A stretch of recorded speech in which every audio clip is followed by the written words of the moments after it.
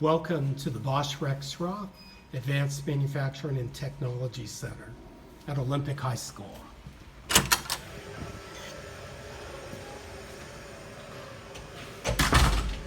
We have a classroom that our advanced manufacturing students take class, and then they move into our shop.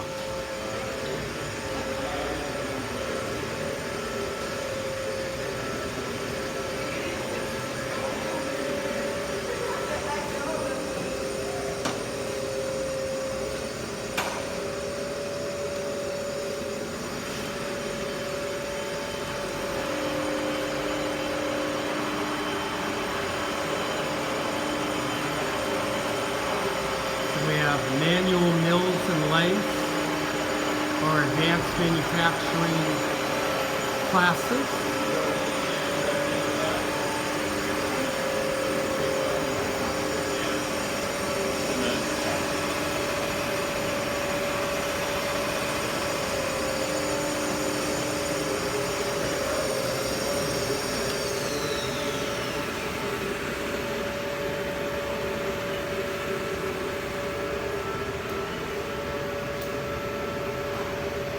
You can see what they're working on there.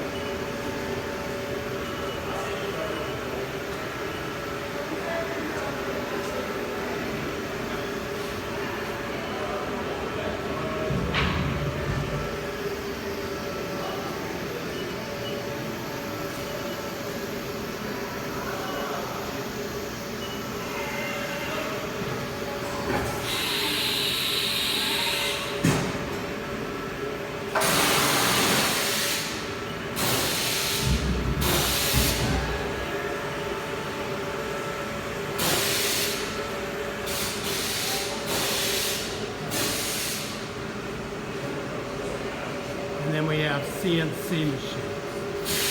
So Matt and Ryan, show me what you guys are working on.